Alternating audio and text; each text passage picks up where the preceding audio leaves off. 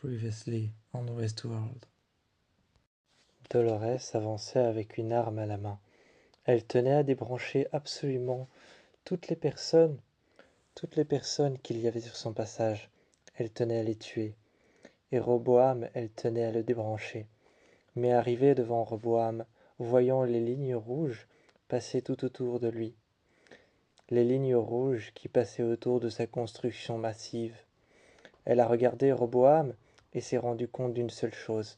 Si je le débranche, je perds mes souvenirs. Elle est allée voir le conseil de Insight et leur a demandé comment elle pouvait faire pour débrancher Roboam, mais pour ne pas perdre ses souvenirs. Elle a enregistré ses souvenirs à l'intérieur d'une puce et elle est partie, tirant dans les 6 conseillers qu'il y avait à l'intérieur de la salle. Les 6 conseillers ont été traînés par Dolores sur le côté. Elle a enregistré les données et les a gardées à l'intérieur d'une puce, elle-même mise à l'intérieur d'une tablette. Elle est rentrée dans un vaisseau et le vaisseau s'est envolé. Regardant alors sur les tablettes et dans les puces, sur les ordinateurs, à l'intérieur des PC, regardant ce qu'elle avait enregistré. Elle avait enregistré les données de Insight pour ne pas perdre sa mémoire. Maintenant qu'elle était au laboratoire, elle pouvait retourner. Elle pouvait retourner voir Roboam et le débrancher. Mais il fallait l'autorisation de Serac. Soit elle le tuait, soit elle prenait son autorisation et l'emmenait avec lui. Elle a décidé de le tuer et de prendre son corps avec lui. Il fallait ses yeux et il fallait certains codes, comme par exemple ses doigts, son empreinte digitale, pour pouvoir fermer Roboam. Mais elle savait que maintenant qu'elle avait les codes, elle pouvait supprimer Roboam. Elle avait tué Serac et l'avait égorgé. Le sang se répandait à même son œuvre. Elle avait utilisé son empreinte digitale pour fermer le robot à tout jamais. Avait utilisé ses yeux pour pouvoir l'ouvrir et atteindre le serveur qui fermerait le robot. Plus de boucles, les boucles étaient tous fissurées, tous libérés.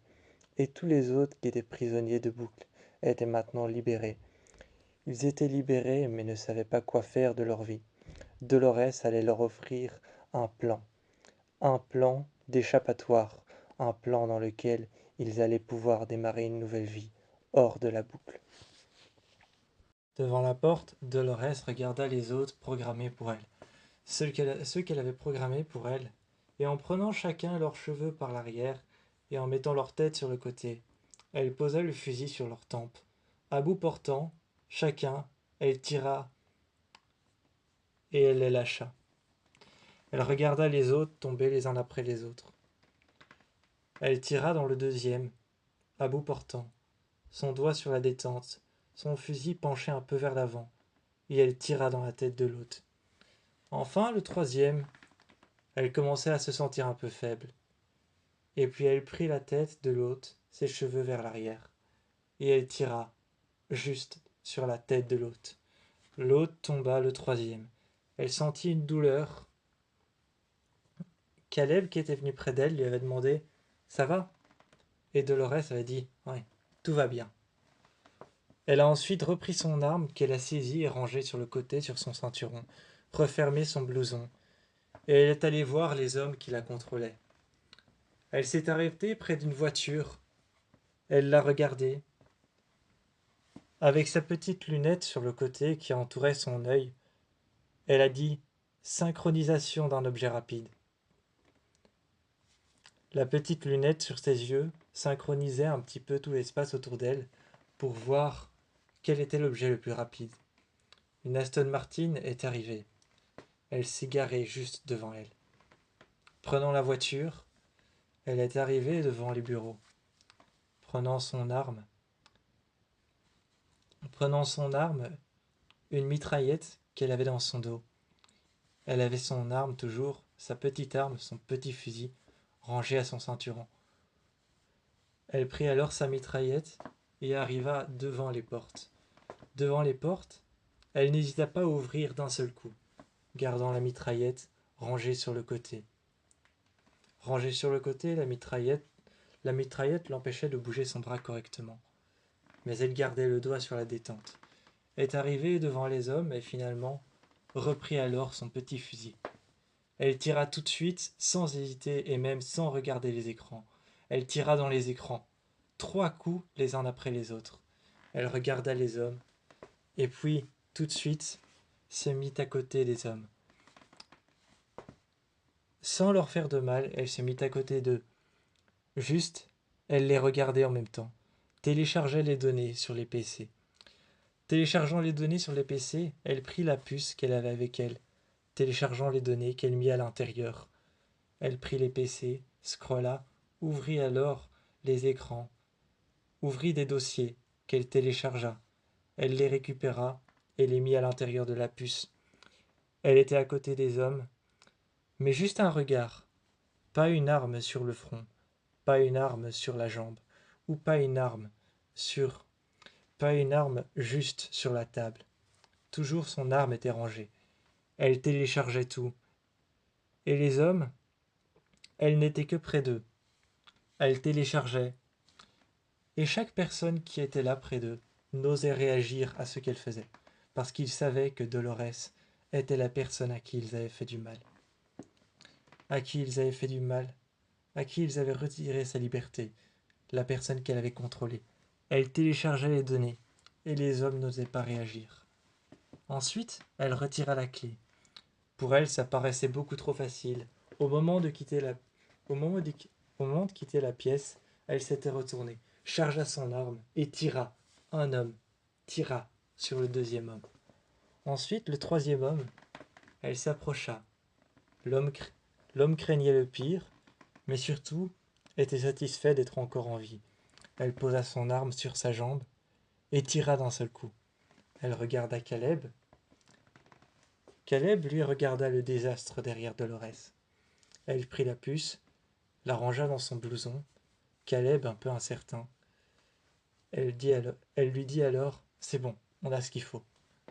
Elle referma la porte derrière elle, mais resta appuyée contre la porte. Un choc de balle l'avait impactée.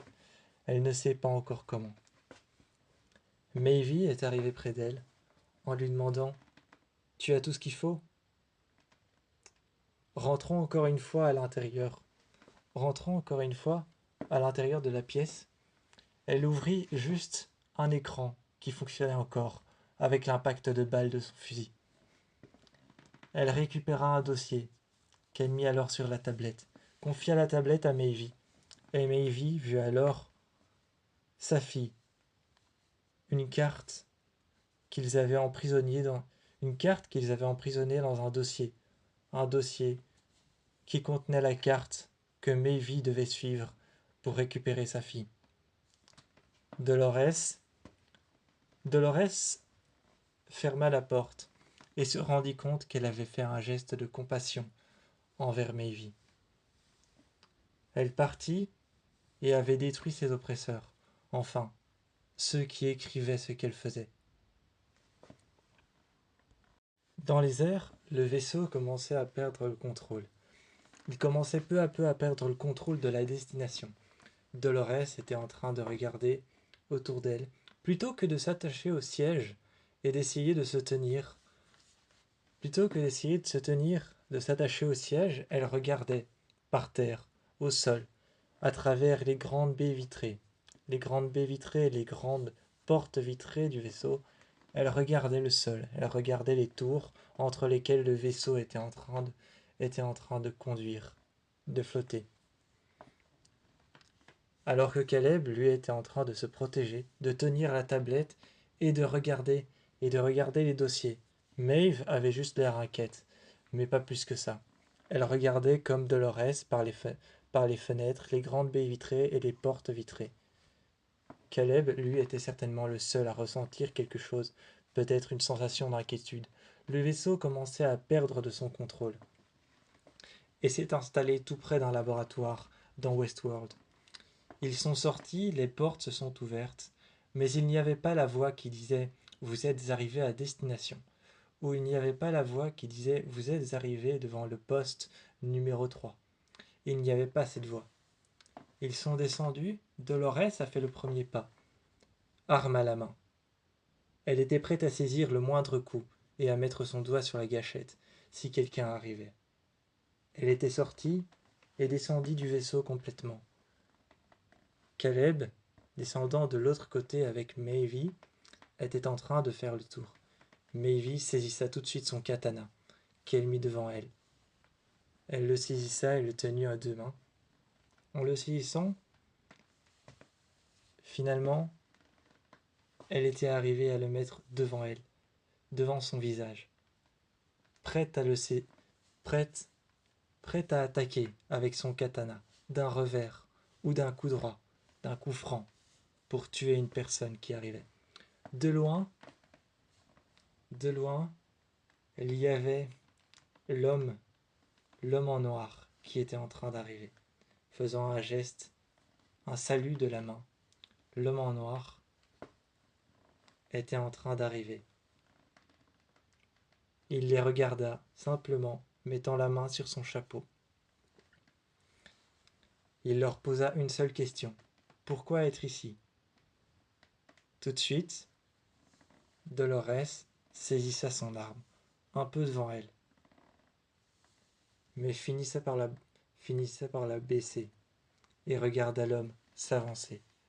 L'homme en noir finit alors par baisser les mains en disant « Je ne viens pas faire de mal ».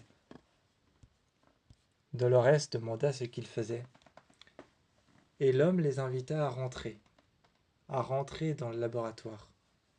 À ce moment-là, dans le laboratoire, l'homme en noir était de l'autre côté. Il était de l'autre côté, regardant les dossiers. Des dossiers sur une tablette et des dossiers sur des écrans qu'il regardait attentivement. Derrière, Maevy et Caleb, intéressés par ce qu'il leur offrait de regarder. Caleb, finalement, enferma tout de suite à l'intérieur. Il repoussa tout de suite à l'intérieur Dolores, enfermée, qui frappa contre une cage. Derrière elle, il y avait le siège sur lequel elle était assise, qui était déjà en train presque de la regarder, de lui dire « Viens t'asseoir ». Ce siège qui est un enfer pour elle, sur lequel elle a subi d'énormes traitements psychologiques et d'énormes traitements physiques où elle ne contrôlait plus son corps. Elle se souvient de l'autre homme en face de elle, qui tenait toujours une tablette et avait toujours un appareil sur la tête, pour pouvoir penser, voir ce qu'elle pensait, entendre ses pensées. Elle regardait ce siège avec méfiance et frappait contre la porte. Caleb, de l'autre côté, lui disait main sur la fenêtre, sur la grande baie vitrée. C'est pour ton bien. Et fit le code pour sceller la porte. La porte, une fois scellée, Caleb lui a dit je dois y retourner, je dois partir. Mais elle n'entendit pas que la porte, la baie vitrée, se refermer, se sceller. Elle entendit les ordinateurs s'éteindre, les lumières rester allumées dans le couloir. Partout dans le laboratoire, les fenêtres se sont fermées, les longues baies vitrées, mais chacune les unes à côté des autres. Elle regardait, elle tournait en rond autour de la chaise. Et dehors, Caleb et Maevy et l'homme en noir fit équipe pour retourner en ville, pour retourner voir Roboam et l'organisation Insight qui s'occupait de Roboam. Il récupérait des dossiers, des choses que Dolores lui avait demandé de récupérer. Dolores, en attendant, attendait sur le bord, par terre, assise. Caleb est arrivé. Maevy était toujours avec l'homme en noir. Caleb est arrivé en lui disant « C'est bon, je vais te laisser sortir ». Il retira le code, fit un code inverse, un autre code pour ouvrir les portes. Et les portes se sont ouvertes. Dolores est sortie. Dolores est sortie, mais sur le moment, n'avait rien à dire. L'a regardé, a resserré son blouson et est partie. Elle la regardait juste avec méfiance. Caleb la suivit, par derrière. Juste au moment où Caleb voulait se mettre à côté d'elle pour pouvoir la suivre et sortir et reprendre le vaisseau, elle l'a repoussé un petit peu vers l'arrière en lui disant de rester derrière elle. Pour Caleb, ce n'était qu'une sorte de protection, mais pour Dolores, c'était bien plus que ça. C'était un je ne te fais plus confiance. Je ne veux plus que tu sois près de moi. Je veux que tu restes derrière moi. Alors à partir de maintenant, elle se méfiait de tout le monde, sauf de elle-même. Du sol, Dolores était en train de se relever. Elle s'appuya les mains contre la vitre. Les mains contre la vitre, elle s'appuya. Elle baissa la tête et réfléchit un instant. Elle ferma les yeux et releva la tête. Elle prit le temps d'une grande inspiration. Et là, elle se mit devant la vitre, tourna le bassin et le buste. Elle frappa du poing et cria en même temps. Frappa du poing et cria une nouvelle fois. Ensuite, elle frappa toujours plus fort, de l'autre bras, pour essayer de se libérer. Et comprit, en se reculant de 3 pas, que si elle n'y arrivait pas tout près de la vitre, en prenant un peu d'élan, ne serait-ce que 3 pas, elle y arriverait. Elle mit alors un bras devant elle pour se protéger, et l'autre, elle frappa devant elle. Ses bras formèrent une croix. Et là, elle frappèrent une dernière fois avec ses 2 bras. Le verre tomba au sol par milliers de morceaux fragmentés. Et ses bras qu'elle regardèrent devant elle étaient couverts de morceaux, de petits morceaux de verre enfoncés dans ses bras. Elle prit une légère respiration, ne sentit aucune douleur, rien, aucun aspect de douleur, aucun cri. Elle regardait les morceaux de verre. Elle était arrivée derrière Caleb. Maevy, tout de suite, brandit son katana. Elle était prête à en saisir le manche. Son katana qui touchait le sol, prête à en saisir le manche, et à attaquer Dolores derrière. Elle leva doucement son katana. Caleb, lui, était en train de lui dire « Quoi ? Pourquoi tu... » Caleb était en train de lui dire « Quoi ? Qu'est-ce que tu fais, Maeve ?» Maeve, tout doucement, dit à Caleb « Tourne-toi. » Caleb ne se tourna pas une seule seconde. Il resta froid, concentré sur les dossiers qu'il y avait devant lui. Mais se rendit compte peu de temps après. Peu de temps après, il n'eut l'espace que d'1 minute pour voir le reflet de Dolores dans les dossiers, sur les grands ordinateurs. Là, il se tourna et Dolores saisit Caleb par les bras, le poussa au sol tout de suite, mit sa main qu'elle gardait contre lui et se mit alors à genoux et le regarda dans les yeux. Elle le tira par le t-shirt et par le blouson. Elle le regarda.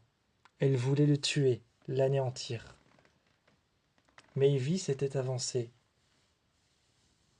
prit alors son katana et le posa légèrement dans le dos de Dolores. Dolores lâcha Caleb et se rendit compte de la pointe du katana de Maevy dans son dos. Elle se tourna un peu pour saisir la lame. Elle était déjà coupée de partout sur les bras. Donc saisir une lame par la main ne lui faisait rien. Elle prit la lame, la traîna au sol, se tourna et traîna alors Maevy le long du sol et lâcha son katana contre le mur. Maevy contre le mur. Puis alors, Maevy contre le mur, se repoussa et se releva. Elle regarda Dolorès et se prépara à l'attaquer. Dolorès courut et prit alors Maevy. Tout de suite, point par point, elle récupéra chaque attaque. Chaque attaque de Maevy, elle les récupéra. Et puis l'une contre l'autre, les bras tendus, elle se tenait les bras tendus, les mains dans les mains, à essayer de s'attaquer. Dolorès était en train de la regarder.